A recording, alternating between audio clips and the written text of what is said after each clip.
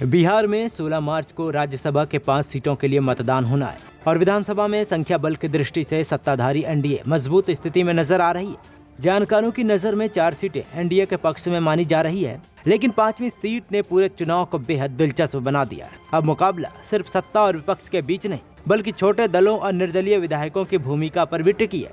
ऐसे में चुनाव को खास बना रही है असदुद्दीन ओवैसी की पार्टी एआईएमआईएम की सक्रियता।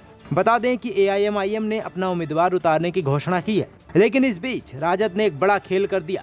राजद ने पूर्व सांसद शहाबुद्दीन की पत्नी हिना शहाब को राज्यसभा भेजने की बात की है।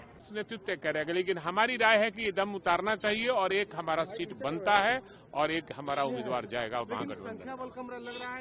संख्या बल सब हो जाएगा, एक हो जाएगा ना, ओबीसी से लेकर और बीएसपी सब मिलाकर 41 को हम हो जा रहे हैं। तो आप लोग उम्मीदवार उतारने की एकदम तैयारी में हैं। ढूंढ रहे उम्मीदवार? ढूंढ रहे? नहीं, उम्मीदवार तय है, नाम अभी घोषणा नहीं करेंगे। वहीं इससे पहले एआईएमआईएम ने भी अपना उम्मीदवार उतारने की बात की थी। पार्टी के प्रदेश अध्यक्ष अख्तरुल ईमान ने कहा था, हम चाहते हैं कि हमारा भी नुमाइंदा राज्यसभा में हो। जिस तरह लोकसभा में ओवैसी बोलते हैं, वैसे ही ऊपरी सदन में कोई होना चाहिए। उन्होंने कहा था कि आरजेडी अगर हमारा समर्थन नहीं करता है तो हम भी उनके उम्मीदवार का समर्थन नहीं करेंगे। महागठबंधन के लोग अगर समझदारी से काम लें तो यकीनन है कि ये पाला वो जीत सकते हैं। तो हम लोगों ने तो शुरू दिन में कह दिया है, उनके कहने से पहले हम लोगों ने कह दिया है कि साहब अब की बार एमआईएम को मौका दीजिए आप लोग, है ना। और एमआईएम का चूंकि उच्च सदन में कोई प्रतिनिधित्व नहीं है और इस वक्त बैरिस्टर असदुद्दीन ओवैसी साहब जिस तरह से गला फाड़ कर सीना तान कर 56 इंच वाले सीना के सामने बात करते हैं, आपके पास नहीं है कोई ऐसा आदमी। एमआईएम के आदमी को दीजिए ताकि हम उच्च सदन में भी अपना प्रतिनिधित्व भी कर सकें और आपके जो विचारधारा है वो विचारधारा हमारा भी है, हम उसको वहाँ उल्लेख कर सकें। आप लोग अपना कैंडिडेट अल्पसंख्यक उम्मीदवार होता है तो क्या आप समर्थन करेंगे? हम लोग अल्पसंख्यक में नजर नहीं आते आप। फिर तो आप लोग इल्जाम लगाते हैं कि एमआईएम अल्पसंख्यक की पार्टी है, तो अगर अल्पसंख्यक हो तो उसका तो स्पेशलिस्ट हम है। अरे भाई वो उनका विचार होगा और मौका मिलेगा तो आप भी जा सकते हैं, है ना, उसमें क्या दिक्कत की बात है। जब यहाँ अभी जब ख्याली पुलाव पकड़ा है तो पुलाव भी पके, बिरयानी भी पके, ख्याली है ये सब कुछ। अब नॉमिनेशन, अच्छा मैं अब तक तो समर्थन मांग रहा हूँ, फिर देखता हूँ, हम लोग विचार कर रहे हैं, उस पर विचार कर रहे हैं। अच्छा, ये कांग्रेस नेता मणिशंकर अय्यर उन्होंने जिस तरीके से कहा है कि इंडिया अलायंस के नेता अभी तक राहुल गांधी है, उनको उनके बजाय अब ममता बनर्जी को दे देना चाहिए। अब ये कांग्रेस का अपना फैमिली मामला है, वो लोग किसको देंगे नहीं देंगे।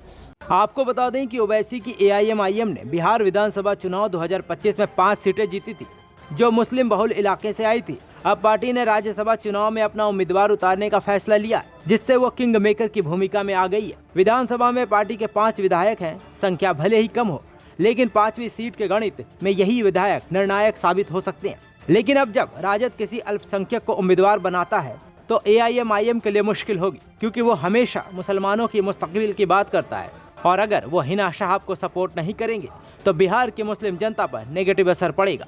अब चलिए थोड़ी सी जानकारी बिहार राज्यसभा चुनाव के बारे में। राज्यसभा चुनाव में विधायक वोट डालते। बिहार विधानसभा में कुल 243 विधायक हैं। 5 सीटों के लिए एक उम्मीदवार को जीतने के लिए करीब 41 वोटों की जरूरत है। 202 विधायकों के साथ एनडीए का 5 में से कम 4 सीटें जीतना लगभग तय है। 5वीं सीट के लिए दोनों खेमे विधायकों का समर्थन जुटाने में लगे हैं। एआईएमआईएम के समर्थन के बिना विपक्ष के लिए संख्या जुटाना आसान नहीं होगा। राजनीतिक हलकों में चर्चा है कि इसलिए भाई वीरेंद्र ने हिना शहाब का नाम उछाला है। हालांकि पार्टी ने आधिकारिक रूप से इस पर फैसला नहीं लिया है। ऐसे में अब इंतजार 5 मार्च का। नामांकन की आखिरी तारीख 5 मार्च है। उससे पहले दोनों पक्ष सक्रिय हो गए हैं। बंद कमरे की बैठकों का दौर चल रहा है। बयानबाजी भी तेज हो गई है। अब सबकी नजर इस बात पर है कि एआईएमआईएम किसे समर्थन देती है या अपना उम्मीदवार अंत तक मैदान में रखती है। बिहार राज्यसभा चुनाव 2026 की 5वीं सीट ने पूरे सियासी परिदृश्य को दिलचस्प बना दिया है। आने वाले कुछ दिन तय करेंगे कि कौन बनेगा इस चुनाव का असली किंग मेकर। नमस्कार, मैं हूं मानक गुप्ता। अगर आपको हमारा ये वीडियो पसंद आया हो तो इसे लाइक और शेयर जरूर करें और हाँ, हमें सब्सक्राइब और फॉलो करना ना भूलें ताकि आप देश और दुनिया की कोई खबर मिस ना करें। तो जुड़े रहिए हमारे साथ और देखते रहिए न्यूज़ 24।